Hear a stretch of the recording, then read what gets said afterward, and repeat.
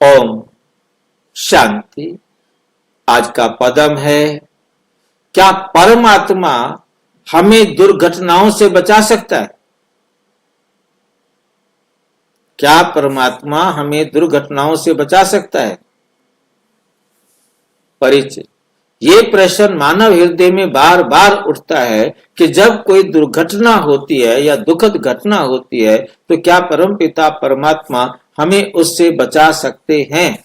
यदि हाँ तो क्यों नहीं बचाया, और यदि नहीं बचा सकते तो फिर हम परमात्मा को क्यों याद करें? ये एक गूढ़ प्रश्न है।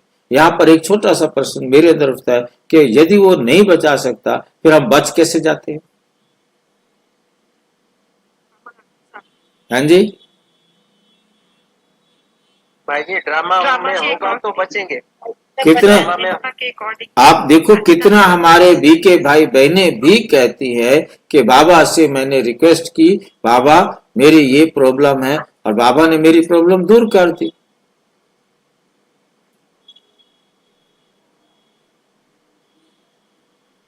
बाबा ने जो ये निश्चय बुद्धि रखा है ना, ये निश्चय, तो इसमें अटक जाते हैं बहुत सारी आत्माएं। ठीक हो जाना ही ड्रामा में। हाँ जी, ये जो निश्चय बुद्धि कहा है ना, इस वर्ड को, इसको पकड़ के बहुत सारे चढ़ जाते हैं सीढ़ी। हम लोगों ने नहीं चढ़ा। तो इस प्रकार से नहीं होता है क्या? भोग लगा दें तो हमारे रोग कट नहीं जाते हैं क्या? नहीं नहीं नहीं नहीं, ड्रामा के अकॉर्डिंग जिस आत्मा बाबा को हमने भोग लगवा दिया, मोटे वाला भोग लगवा दिया। मोटा लगाओ चाहे कैसा भी लगाओ, ड्रामा में जो है वो है। हमने ज्यादा पैसे दे दिए तो भी कोई फर्क नहीं पड़ेगा क्या? नहीं पड़ेगा भाई जी। भाई जी जो कहते हैं ना, भोग लगाने से भोगना मिटता है। हाँ, ये गलत है क्या? भोग लगाने से भोगना मिटती है, गलत है क्या? पता नहीं भाई, वो ज्ञान नहीं है वो। हाँ जी, भक्ति है वो, ज्ञान बिल्कुल भक्ति है वो। मतलब भोग लगाने से भोगना भी नहीं मिटेगी। आज भी एक बहन ने फोन करके यही पूछा कि दीदी ने कहा है कि आप जो है ना भोग लगवाओ तो आपके सारे दुख जो है ना कष्ट हो जाएंगे, आपके जो भटक रहे हैं आत्माएं वो भी जो है ना सही रास्ते पर आ जाएंगे। आप तो क्या बात करते? भाई जी वो दीदी को पूछे कि आत्मा भटक कैसे रही है। चलो फिर तो झगड़े वाला काम है। ये गूढ़ प्रश्न है जो, हाँ जी, क्या होता है? गूढ़ प्रश्न ये प्रश्न है जो हमारे अस्तित्व और आध्यात्मिक यात्रा के केंद्र में स्थित है। गूढ़ प्रश्न क्या है? जो हमारे अस्तित्व और आध्यात्मिक यात्रा के केंद्र में स्थित है।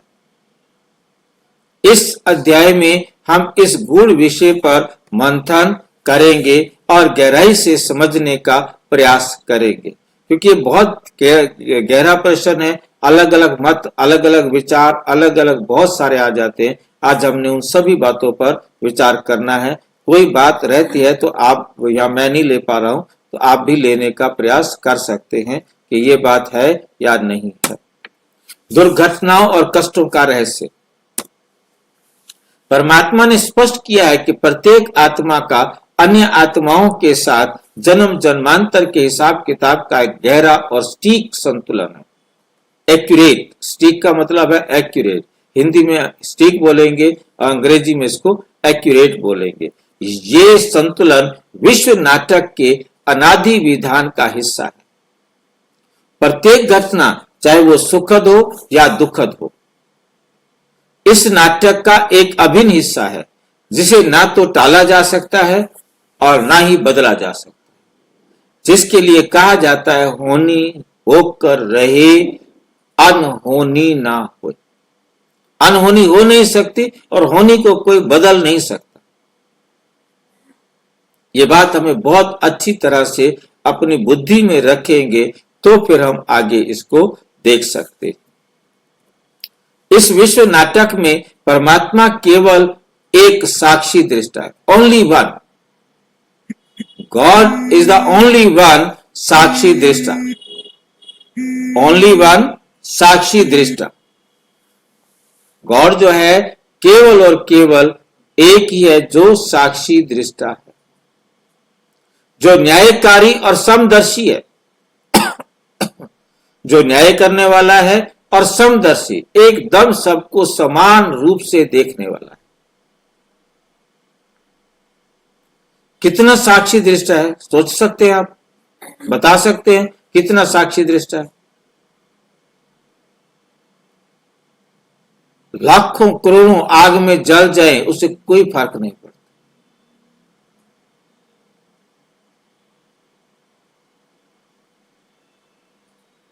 कितनी बड़ी मुसीबत आ जाए, कितना बड़ा भूकंप आ जाए, कितना बड़ा कुछ हो जाए, सब कुछ देखता रहता है, कुछ नहीं करता।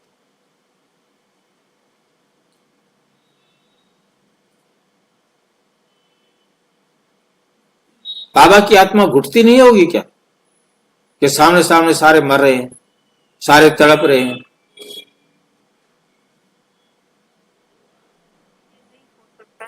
उनके पार्ट में नहीं है वो, उनका कोई दिल नहीं है, उनको कोई महसूस नहीं होता कि मेरे बच्चों का क्या हाल हो रहा है?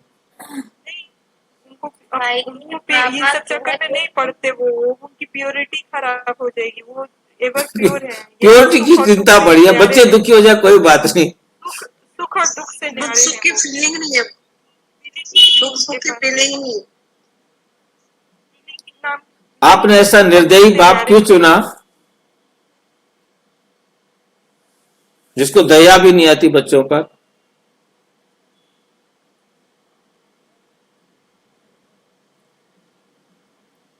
भाई जी, हाँ जी।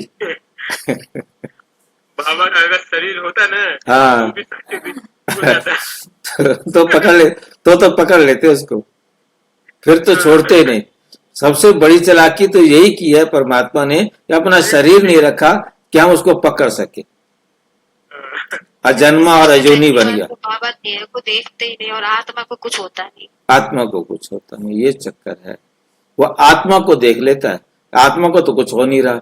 दर्द हो रहा है तो शरीर को हो रहा है, होने तो आत्मा को कहता है निकल जा तू, कहता तो कुछ नहीं है, निकल या ना निकल, जितनी देर तूने तड़पना है तड़प ले, तेरे अपने कर्मों का फल तुझे मिल रहा है, मैं क्या कर सकता हूँ, मैं तो कुछ नहीं कर सकता। साफ एकदम अपने आप को समझा देता है, कुछ भी हो रहा है वो राइट हो रहा है। ऐसे ही हमें भी समझाना खुद को। हाँ, यही मेन मकसद तो यही है। मेन जो मंथन का करने का मतलब है कि जैसे बाबा जो है एकदम साक्षी दृष्टा बन जाता है, बना हुआ है, ऐसे ही हमको भी साक्षी दृष्टा बनना है, जो न्यायकारी भी है और साथ साथ समदर्शी भी है। हमारे लिए कोई अपना और पराया नहीं हो। जब तक ये अपना और पराया अपने दिमाग से नहीं निकलेगा तब तक हम समदर्शी नहीं हो सकते, न्यायकारी नहीं हो सकते और उसके साथ साथ साक्षी दृष्टा भी नहीं हो सकते। क्योंकि किसी को गैर समझ रहे हैं तो किसी को अपना भी समझ रहे हैं। गैर को दुख होगा तो कोई बात नहीं, अपने को दुख होगा तो सब कुछ होगा।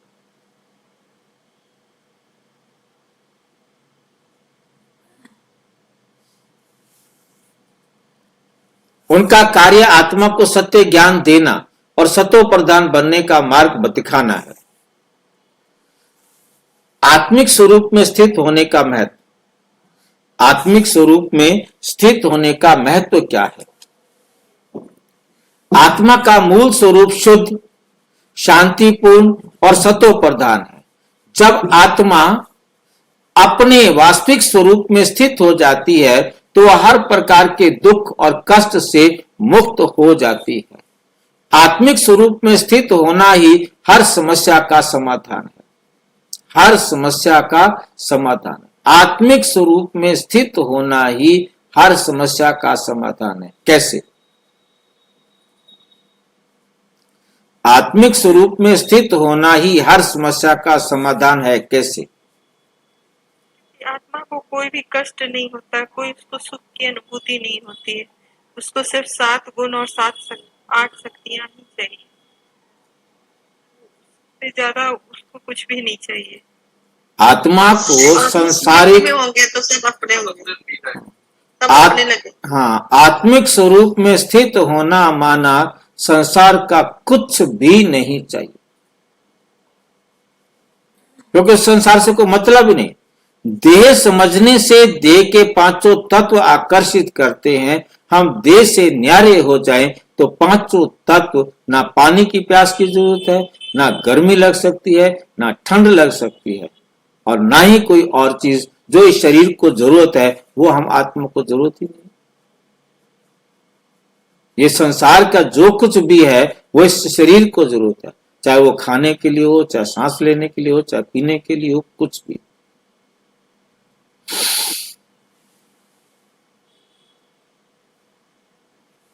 तो आत्मा स्वरूप में आने के बाद कोई समस्या है ही नहीं। जब कुछ चाहिए नहीं तो फिर समस्या क्या है? जब तक हम इस शरीर के बंधन में हैं, शरीर के संबंध में हैं, तब तक हमारे सामने समस्याएं हैं। परंतु जब हमने आत्मा समझ लिया तो कोई समस्या नहीं। हमें आग में से गुजरने में कोई दिक्कत नहीं, बाढ़ में से गुजरने में कोई दिक्कत नहीं, पहाड़ में से निकलने में कोई दिक्कत नहीं, हमें किसी चीज में से भी क्रॉस करने में कोई दिक्कत नहीं। कोई भी तत्व हमें रोक नहीं सकता। हम आत्मा।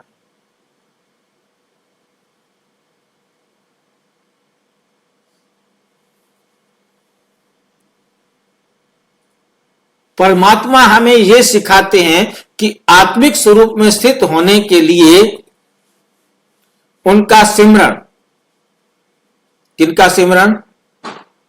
शिव बाबा का सिमरण। माना क्या करना? रटना है बैठ करके, और सत्य ज्ञान आवश्यक है। आत्मा का आत्मिक स्वरूप ही उसे सहजता से सभी दुखों और अप्रिय घटनाओं से पार कराने में सक्षम बनाता है। कौन बनाता है सक्षम? आत्मिक स्वरूप। आत्मा का आत्मिक स्वरूप ही क्या करता है? उसे सहजता से सभी दुखों और अप्रिय घटनाओं से पार कराने में सक्षम बनाता है। आत्मा समझते ही कुछ भी हो, आग लगो, बाढ़ आओ, भूकंप आओ, जो मर्जी आ जाओ, कितनी बड़ी मुसीबत गिर पड़ो, पहाड़ गिर पड़ो, हमारे क्या फर्क पड़ता? हम तो आत्मा है। हमारा तो कोई कुछ बिगाड़ ही नहीं सकता। हमारा तो कोई कुछ बिगाड़ ही नहीं सकता। ये स्मृति आत्म स्मृति के साथ ही आती है। आत्म स्मृति है तो ये स्मृति है, आत्म स्मृति नहीं है तो ये स्मृति भी। और हर मुसीबत से क्या कर देगी? पास। कोई मुसीबत नहीं हमारे जीवन में। विश्व नाटक का सटीक और न्यायपूर्ण विधान। इस विश्व नाटक का एक्यूरेट और न्यायपूर्ण नियम क्या है? ये नाटक, जिसे ड्रामा कहा गया है, अनंत और पूर्ण रूप से एक्यूरेट है। अनंत, अनंत समझ रहे होंगे ना? अनंत, जिसका आरंभ नहीं और जिसका अंत नहीं। नेति नेति, पूर्ण रूप से एक्यूरेट है। इसमें किसी भी घटना को बदला नहीं जा सकता। परमात्मा भी किसी घटना में परिवर्तन नहीं कर सकता।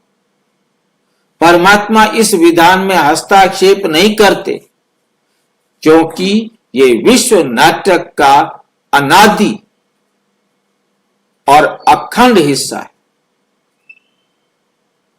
अनादि और अखंड हिस्सा है। इसे कोई टुकड़ा नहीं कर सकता, काट नहीं सकता, बदल नहीं सकता, चेंज नहीं कर सकता।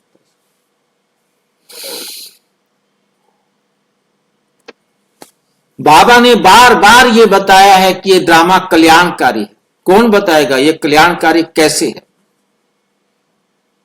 भाई जी, इस पे किसी का अन्याय नहीं होता। हाँ, इसमें सबको न्याय मिलता है। सबको न्याय मिलता है तो सबका कल्याण है। किसी को भी इसमें अन्याय नहीं मिल सकता। इतना एक्यूरेट ये ड्रामा बना हुआ है और इस बात पर पूरे वर्ल्ड के हर धर्म को विश्वास है कि इस दुनिया में बेशक अन्याय हो गया है हमारे साथ, परंतु भगवान के घर तो न्याय मिलेगा ही मिलेगा। उस पर ये यकीन है। ये वंडरफुल बात है। ये ड्रामा कल्याणकारी है क्योंकि परमात्मा न्यायकारी है। ये ड्रामा में रूल ऐसा बना हुआ है, नियम ऐसा बना हुआ है कि हर आत्मा को न्याय मिलता है, सबको न्याय मिलता है, तो सभी खुश होते, सबको न्याय मिलता है। यदि एक को न्याय नहीं मिला तो दूसरे किसी को अन्याय हुआ होगा। एक को न्याय नहीं मिला तो दूसरे ने फालतू लिया, तो वो बाबा, परमात्मा या ड्रामा दोनों ही गलत हो जाएंगे। पूरे वर्ल्ड के ड्रामा में किसी भी आत्मा के साथ अन्याय नहीं हो सकता, अन्याय नहीं हो सकता, गलती नहीं हो सकती। इतना एक्यूरेट है, स्टीक है एकदम। इसलिए ड्रामा कल्याणकारी है और आत्मा को इसे समझने और स्वीकारने का पुरुषार्थ करना चाहिए। समझने और स्वीकारने का पुरुषार्थ करना चाहिए। जब आत्मा सतो प्रधान बनती है तब वे स्वाभाविक रूप से कष्टों से मुक्त हो जाती है, कष्टों से मुक्त हो जाती है। क्या बनती है? जब आत्मा सतो प्रधान बनती है। सतो प्रधान बनना माना एकदम सत्य स्वरूप आत्मिक स्मृति में आना।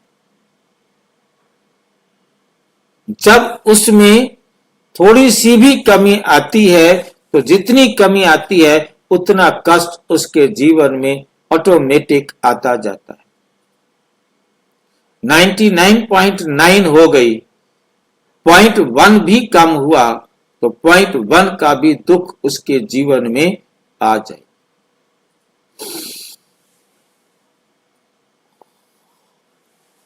कष्ट होना उसकी कमी है, कष्ट तो है ही नहीं। कष्ट, हाँ जी, हाँ कष्ट तो है नहीं, परंतु जैसे ही उसने देह को मिक्स किया तो दुख की फीलिंग आना शुरू हो जाएगी।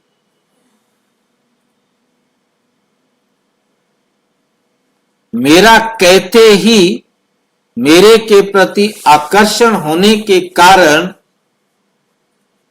दुख की फीलिंग आना शुरू।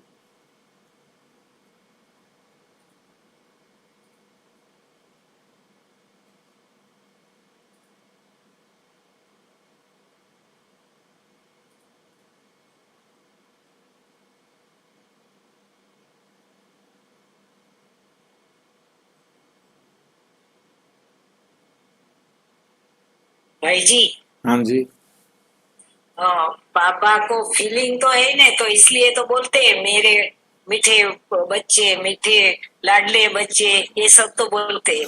झूठ बोलते हैं, फीलिंग तो आती नहीं है। बाबा प्यार करते हैं एकदम ड्रामा वाला, दिखावा का प्यार है। हाँ बड़ा जो दुनिया वाला प्यार हमें दिखाई नहीं देता। हमने देखे माँ बाप कितना बच्चों के लिए करते, ये हमारा बाप कहलाने के बाद हमारे लिए कुछ नहीं करते। सबके लिए पार्ट है, वो बोलना भी पार्ट है ना, बोलना भी पार्ट है। तो फिर हम पकड़ में आएंगे। सीधे सीधे ऐसे कहते भाई हैं जी, तो आत्मा को ये तो हो कह वो देते तो कोई हैं करेगा ही नहीं। बाबा, आत्मा समझ के ही तो बोलते हैं मीठे बच्चे, आत्मा समझकर बोलते हैं, परंतु ये है ना, हम बाबा के सारे अच्छे अच्छे बच्चे रोजाना मुरली सुनते हैं। हमारा थोड़ा तो पक्ष लेना चाहिए कि नहीं लेना चाहिए? ओम शांति भाई जी। ओम शांति। बाबा मुक्ति और जीवन मुक्ति भी तो देते हैं ना। देते हैं, परंतु ये देखो ना, हम रोजाना मुरली सुनते हैं, बाकी दुनिया वाले रोजाना मुरली नहीं सुनते। तो हमारे को देखना चाहिए कि अच्छे बच्चे हैं, इनको थोड़ा सा प्यार कर दूं। हमारा पार्ट है भाई जी, हम खुद भागे भागे आते हैं। भाई भागे भागे आते हैं हम, अच्छे कुछ मिलेगा भी नहीं। हम अच्छे बच्चे हैं ना। भाई जी इस जन्म की बादशाही दे रहे हैं, उतना ही नहीं, फिर वो मतलब लास्ट में भी इतना प्यार दे रहे हैं। बहुत है, बहुत है, ठीक है। हाँ, लौकिक बात तो नहीं कर सकेगा। कोई बात नहीं है, तो आप सुनते सारे हैं तो राजी। अपने लिए सुनते हैं भाई जी, हाँ जी, सुनते हैं तो अपने लिए सुनते हैं ना, अपने आप नहीं को सुनते तो हम अपने लिए क्या करें, और कोई है नहीं तो किसी और के पास भी चले जाए, एक ही तो है। ये आत्मा है। ये तो हमारे सामने मजबूरी है ना कि भगवान एक है, 2-3 होते तो फिर लाइन लगा देते। मजबूरी नहीं, मजबूरी शब्द बहुत गलत है, मजबूरी नहीं है, वचनफुल है। मजबूर है। फिर परमात्मा एक है, 2-3 होते फिर बताते परमात्मा को। वो इसी का कोई शब्द में वो बोल नहीं सकते। बाबा जो बोलते हैं वो सब कुछ है, इसमें सब आ गया। सब जब आप सारे भाई जी, हम भटक रहे थे इतने की पीछे ये मत, उन्होंने आके सब कुछ बता दिया। ठीक है, वह आप सारे सहमत हो तो मैं बाहर नहीं निकल सकता, वरना मैं तो विद्रोह कर देता। तब स्वाभाविक रूप से कष्टों से मुक्त हो जाती है, जब एकदम समझ लेती है कि मैं आत्मा हूं, बस फिर वो स्वाभाविक रूप से सब कष्टों से क्या हो जाती है, मुक्त हो जाती है। सिर्फ हमें जरूरत है अपने आप को समझाने की कि मैं आत्मा हूं। कितना पहला चैप्टर है और कितना कठिन चैप्टर है, इतनी मेहनत बाबा हमसे करवा रहा है कि इसको रटो, इसको बैठकर अपने आप को समझाओ।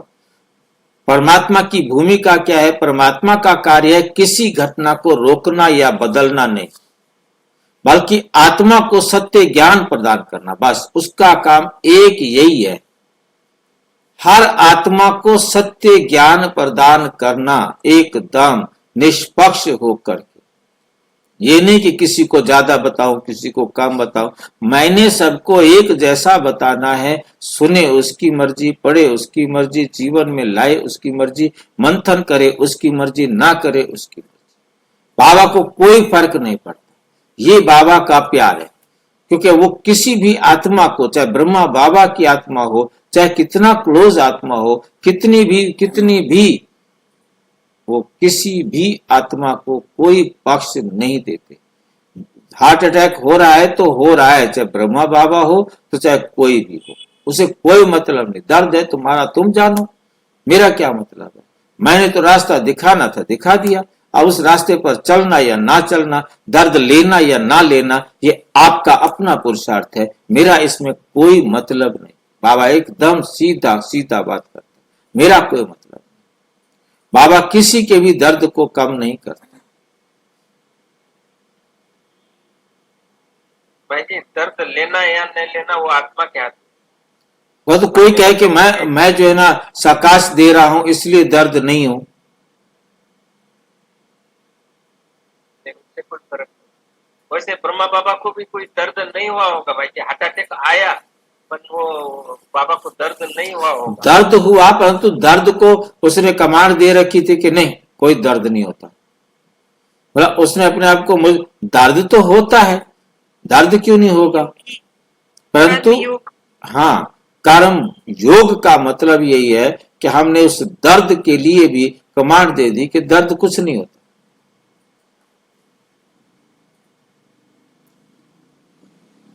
भाई जी, बाबा इतना बड़ा सर्जन है, वो तो एनेस्थीसिया देता ही है ना। एनेस्थीसिया नहीं देता, हाँ, एनेस्थीसिया वो नहीं तो देता। आप नहीं तो शरीर नहीं है बोल के तो ये तो बात समझा रहे हैं ना। ये तो बहुत बड़ा ऑपरेशन करता है ना बाबा, शरीर से मुक्त करने का ऑपरेशन तो सबसे बड़ा करता है ना। शरीर में रहते शरीर छोड़ने का अभ्यास बोले तो बहुत बड़ा अभ्यास होगा ना भाई। बहुत, यही इतना मेहनत वाला काम इतना आसान तरीके से समझाता है और मेहनत ज्यादा करवाता है। ये बहुत बड़ा सर्जन है ना। ये आत्मा को शरीर से अलग करना, तो सबसे प्रिय तो चीज उसको आत्मा को शरीर ही है, और उससे प्रिय है उसका अहंकार। तो वो हमें सिखाते हैं कि कैसे आत्मा अपने आत्मिक स्वरूप में स्थित होकर हर प्रकार के दुख और परेशानी से ऊपर उठ सकती है। बाबा आकर ये समझाते हैं। परमात्मा केवल मार्गदर्शक है, याद रखना है, जो हमें ज्ञान का प्रकाश देते हैं और सतो प्रधान बनने का रास्ता दिखाते हैं। उनका उद्देश्य आत्मा को अपने वास्तविक स्वरूप में स्थापित करना है जहां दुख और दुर्घटनाओं का कोई प्रभाव नहीं।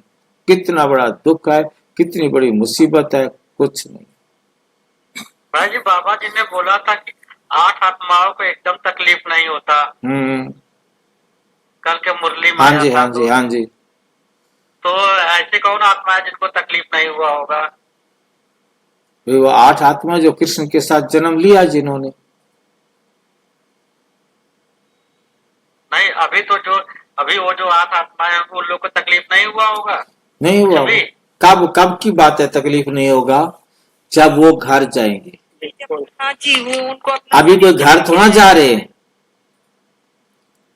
घर जाने की बात आएगी। ब्रह्मा बाबा को जो प्रॉब्लम हुआ, मम्मा को जो कैंसर हुआ, और भी दादियों को जो भी प्रॉब्लम्स आई, ठीक है, जो भी दुख कष्ट क्लेश रोग आए, वो उनका अपना कार्मिक अकाउंट था।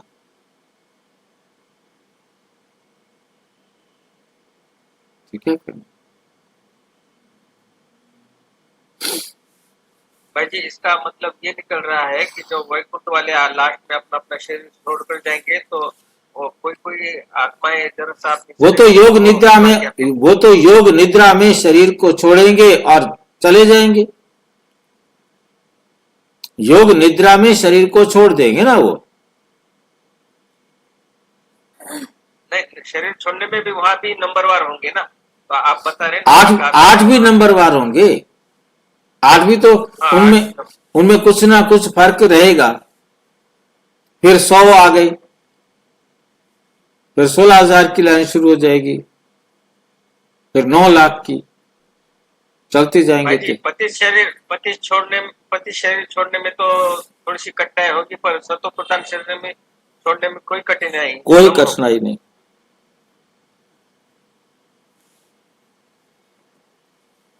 निष्कर्ष है, ये समझना आवश्यक है कि हर आत्मा का दुख दर्द और कष्ट उसके अपने कर्मों और जन्म जन्मांतरों के हिसाब किताब का परिणाम है। परमात्मा का कार्य हमें इन परिस्थितियों को पार करने की शक्ति देना है, ना कि उन्हें रोकना। आत्मिक स्वरूप में स्थित आत्मा स्वाभाविक रूप से हर कष्ट और अप्रिय घटना से मुक्त हो जाती है। ये विश्व नाटक न्यायपूर्ण और कल्याणकारी है। परमात्मा की याद आपको जाना है, हमारा क्या किसी से लिंक नहीं, मैं आपसे ही जुड़ा हूँ ऑनलाइन। परमात्मा की याद और उनका दिए हुए ज्ञान के माध्यम से ही हम सतो प्रधान बन सकते हैं और आत्मिक शांति प्राप्त कर सकते हैं। आपके प्रश्नों के उत्तर आत्मा के गहन ज्ञान और परमात्मा के मार्गदर्शन में ही छिपे हैं। जितना जितना हम ज्ञान को गहराई से समझते जाएंगे, परमात्मा के मार्गदर्शन पर जितना अच्छी तरह चलेंगे, तो इस पर विचार करें और अपनी आत्मिक यात्रा को सशक्त बनाएं, तो आप इन गहरे राजों को अपने जीवन में धारण कर सकेंगे। अच्छा, ओम शांति। और विस्तार से जानने के लिए प्रजापिता ब्रह्मा कुमारी ईश्वरीय विश्वविद्यालय के किसी भी सेवा केंद्र पर संपर्क करें, और यदि कोई प्रश्न है तो 9213106986 पर केवल टेलीग्राम करें। 9650692270 पर केवल व्हाट्सएप करें। फोन नहीं। ओम शांति।